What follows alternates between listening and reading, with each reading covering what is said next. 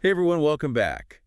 Today, we're going to do a deep dive into something really interesting, precognition and the nature of time. Ooh, that sounds fascinating. Yeah, we'll be looking at excerpts from The Future Already Happened, which presents some evidence that, well, time might not work the way we think. Yeah, and what's so intriguing about this topic is, we're moving beyond just speculation. We're going to be looking at actual scientific experiments and documented experiences that suggest, well, the future might be influencing our present in ways that we're only just beginning to understand. Right, like it's already happening and we just don't even know it. Yeah, exactly. Okay, so let's jump into one of the most fascinating experiments from the material, backwards traveling photons. So it describes this physics experiment where scientists were measuring a photon in the future, and that measurement somehow amplified its presence in the past. Right, it's like cause and effect happening in reverse. Whoa, that's crazy. I know, it's mind-boggling.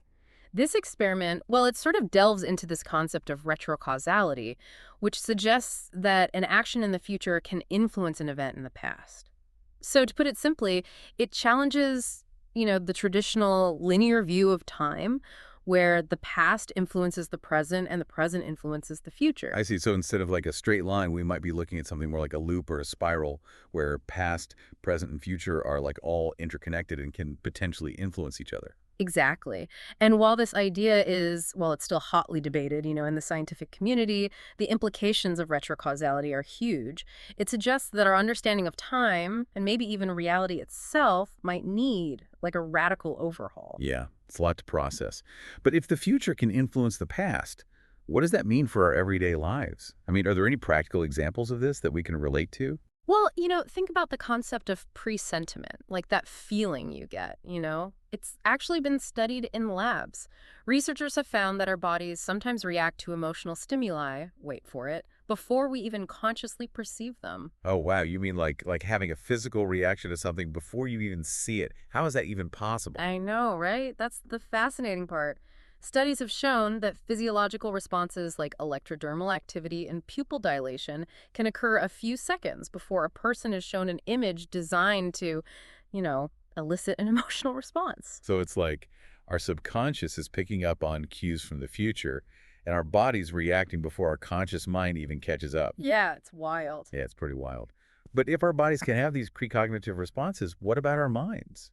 I mean, we've all heard those stories about people having dreams that later come true. Yeah, precognitive dreams are definitely a captivating aspect of this whole thing. One theory, proposed by author and researcher Eric Wargo, suggests that dreams might actually be messages from our future selves. The challenge, of course, is recognizing these dreams as precognitive before the event has occurred. Right, because like in hindsight, it's easy to connect the dots and say, oh, I dreamt about that. But how can we distinguish a precognitive dream from a regular dream in real time? That's a question that J.W. Dunn, a British engineer, he tried to answer this back in the early 20th century. He documented his dreams like really meticulously over a long period and compared them to events that happened in his waking life. And what he discovered was that many of his dreams contained accurate details about future events, some mundane, some significant. So he was basically keeping a dream journal and looking for patterns and connections to his daily life. What kind of details did he dream about? Everything, really. From like specific conversations he would have to news stories he would read, even seemingly trivial things like receiving a particular letter. What's fascinating about Dunn's work is that it suggests that we all might have precognitive dreams, but we just dismiss them as like random imaginings. He believed that within our minds, time might not be linear, and we might be constantly processing information from both the past and the future. That's an interesting idea. It makes you wonder if those fleeting thoughts and feelings we dismiss as just random noise might actually be glimpses into the future. And it's not just in dreams, right? Some researchers think precognition can happen while we're awake, too. Like, have you ever had that feeling of knowing who's calling before you even look at your phone? Exactly. It's from the future bleeding into our present awareness. We often write them off as coincidences, but maybe there's something more. Yeah, I've totally had those moments. Like I'll think of someone, then bam, they call or text right afterward. It's Yeah. always a little freaky, but I usually just brush it off as coincidence. We tend to dismiss these experiences as just, mere chance, but what if they're pointing to a deeper connection between like our minds and the fabric of time itself? What if our thoughts aren't just confined to the present moment, but can like ripple through time, influencing events that haven't even happened yet? It's a lot to think about, for sure. And it makes you wonder, like, about free will. If the future can influence our thoughts and actions in the present, do we really have control over our choices? Or are we just playing out a script that's already written? That's the big question, right? And it's one that's puzzled, philosophers and scientists for ages. There's this study by neuroscientist Benjamin Libet that really throws a wrench into the whole free will debate. His experiments, they show that there's actually measurable brain activity initiating an action before we're even consciously aware of making the decision to act. So our brains are already making the move before we even consciously decide to do it. That's kind of hard to grasp. What does that mean for our sense of agency, like our belief that we're in control of our lives? Yeah, it's heavy stuff. Libet's findings have caused a lot of controversy and debate, with some people, interpreting them as evidence against free will. They argue that our conscious experience of decision-making is just an illusion, a story we tell ourselves after the fact. But others propose that, well, Libet's experiments might actually point to the possibility of retrocausality, suggesting that information from the future might be influencing our brain activity in the present. Okay, so instead of our brains acting on their own, they might be receiving signals from our future selves, kind of guiding us towards certain choices. That's a really fascinating and maybe a little unsettling idea. Well, it definitely challenges, our conventional understanding of how time and consciousness work. But if we entertain the idea that the future can influence the present, it opens up some really interesting possibilities. For example, what if we could intentionally access information from the future, not just through like random dreams or premonitions, but through, a more focused effort? That's where remote viewing comes in, right? Right. I've always been curious about remote viewing. It's often portrayed in movies and TV shows as this kind of psychic espionage, but I've never really understood how it's supposed to work. Right. Remote viewing at its core is the ability to perceive information about a distant location or event without using the traditional five senses. Like, imagine being given a set of coordinates or a target description, and then you're asked to describe what you see, feel, or sense in your mind's eye. So it's like mentally traveling to a different place or time and gathering information based on your perceptions. Yeah, exactly. And what's remarkable is that remote viewers have been able to provide really accurate descriptions of places they've never physically been to, including places that didn't even exist yet at the time of the viewing. Wait, so they're not just seeing distant places, they're seeing into the future. How is that even possible? That's the million-dollar question. Remote viewing experiments are often conducted under very rigorous protocols to eliminate any chance of fraud or prior knowledge. Participants are typically given only a code name or a random set of coordinates, and they have to describe what they perceive without any prior information about the target. And the results, in many cases, have been, well, pretty compelling. So are you saying that our minds are capable of, like, transcending both space and time to gather information from the future?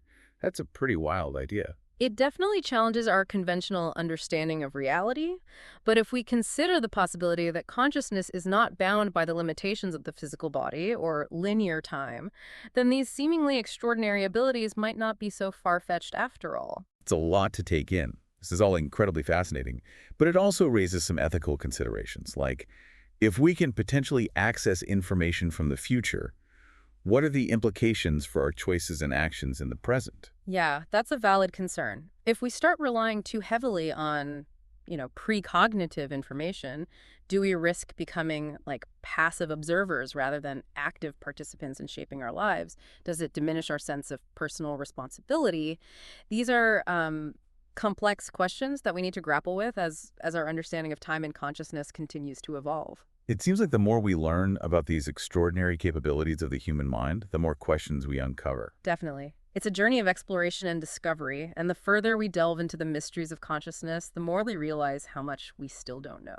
So if remote viewing suggests that we might be able to tap into future information, are there any other practices or techniques that might enhance our precognitive abilities? One area that holds a lot of promise is lucid dreaming, which is, the state of being aware that you're dreaming while you're still in the dream. I've heard of lucid dreaming, but I've never actually experienced it myself. Is it something that can be learned? Well, some people seem to have, a natural ability for lucid dreaming, but there are techniques and practices that can increase your chances of becoming lucid.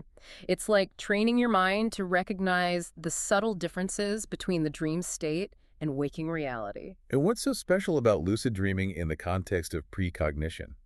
Well, imagine being able to consciously navigate your dreams to explore different scenarios and even interact with dream characters.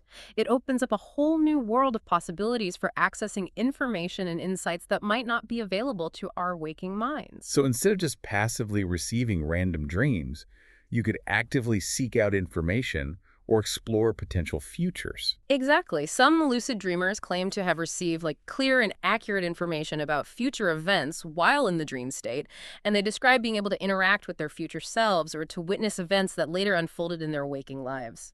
Wow, that's incredible.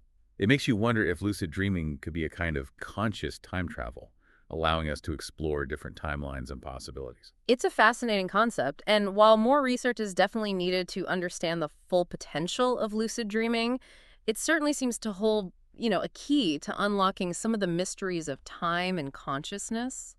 It's like we're starting to realize that the boundaries of reality are a lot more, well, fluid and permeable than we once thought. And if lucid dreaming can provide a window into the future, what about those out-of-body experiences people report, like astral projection? Could that be another way to tap into this non-linear perception of time? Yeah, astral projection is often described as the sensation of leaving one's physical body and traveling to different realms or dimensions. And some believe that it's not just, an illusion, but a genuine experience of consciousness, like transcending the limits of space and time. So could astral projection potentially allow people to access information from the future or even to influence events that haven't happened yet? Well, there are many anecdotal accounts from people who practice astral projection describing, really vivid experiences of visiting future events, interacting with, beings from other realms, and even influencing outcomes in their waking lives. While mainstream science is still skeptical, the sheer volume and consistency of these reports suggests that there might be more to this phenomenon than we currently understand. It's almost like our understanding of consciousness is still in its infancy. Like if we can experience things like lucid dreaming and astral projection, where does consciousness even reside? Is it confined to our physical bodies, or is it something much vaster and more interconnected than we can imagine? That's the fundamental question, isn't it? If consciousness can exist outside the constraints of our physical bodies and linear time, then our current understanding of reality might just be, well, scratching the surface of a much grander and more mysterious universe. Yeah, it's like we're peeling back layers of reality and discovering that our minds are capable of so much more than we ever thought. Right. And as we keep exploring these uncharted territories of consciousness, well, who knows what other extraordinary abilities might be waiting to be unlocked. It's exhilarating, but also Yeah. a bit daunting to think about all the possibilities. But if we can potentially tap into the future, maybe even influence it, it raises some important questions about how we should approach this knowledge and how it might impact our lives. One of the biggest challenges with precognition, I think, is the question of interpretation. Even if we, get a glimpse of a future event, how do we know what it really means or how to respond to it? Dreams, premonitions, even those remote viewing experiences, they can be symbolic, open to lots of interpretations. So it's not like seeing a clear-cut vision of the future, more like getting a piece of a puzzle that we need to try to make sense of in the context of our lives. Exactly. And this is where discernment and critical thinking are super important. It's easy to get caught up in the excitement of a precognitive experience, but it's important to approach it with, well, a healthy dose of skepticism and to avoid making, hasty decisions based on a single glimpse of a potential future. So how do we navigate this balance, between acknowledging the possibility of precognition and not becoming overly reliant on it or letting it, dictate our choices? I think it's important to remember that even if the future is influencing our present, it doesn't negate our free will. We still have the power to choose how we respond to the information we receive, how we interpret it, and how we integrate it into our decision making. So it's not about trying to control the future or avoid certain outcomes. It's more about using this knowledge as a guide, a way to inform our choices and navigate life with more awareness. Right, precisely. Precognition, in a way, it can empower us to become more conscious creators of our own reality. Instead of just being swept along by the currents of time, we can learn to surf those waves, making choices that align with our values, knowing that those choices will ripple through time and shape the future we experience. That's a powerful way to look at it. Instead of seeing the future as fixed, we can view it as a field of possibilities that we can influence through our choices in the present moment. Yeah, exactly. And the more we cultivate this awareness, the more we might find ourselves experiencing those synchronicities, those meaningful coincidences that seem to, guide us along our path. It's like the universe is sending us signals, Hmm. messages, and as we become more attuned to those subtle nudges, we can make choices that lead us towards, well, a more fulfilling and meaningful life. And perhaps as we continue to learn and evolve our understanding of consciousness, we might discover that precognition isn't, some rare ability, but a natural human capacity that we can all tap into with practice and intention. Well, that's all the time we have for today's deep dive into precognition and the nature of time. We've covered a lot from, mind-bending physics experiments to the possibilities of lucid dreaming and astral projection. It's been a fascinating journey exploring, the frontiers of human potential and the mysteries of time. And I hope it's left you with a sense of wonder and maybe a desire to explore these ideas further. We encourage you to reflect on your own experiences, to pay attention to those intuitive nudges and synchronicities that might be guiding you, and to keep an open mind to the vast possibilities that lie beyond the boundaries of, well, our current understanding. And remember, even if we can't fully grasp, the complexities of time and consciousness, one thing's for sure, the choices we make today shape the reality we experience tomorrow. Thanks for joining us on this mind-expanding exploration. Until next time, keep questioning, keep exploring, and keep